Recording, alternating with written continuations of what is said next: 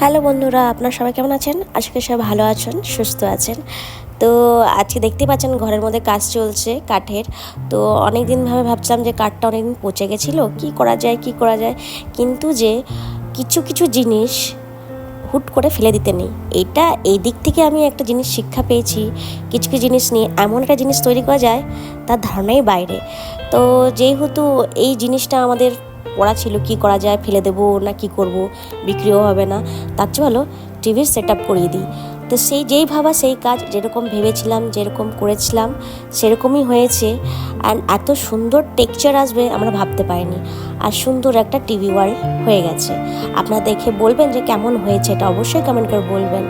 কিছু কিছু জিনিস ফেলতে নেই, সেটাকে ভালো করে নিয়ে ওটাকে কাজে লাগাতে হয়। তো আমার এই টিভি সেকশনটা কেমন লেগেছে অবশ্যই কমেন্ট করে বলবেন। আসছি নেক্সট ব্লগে, টাটা।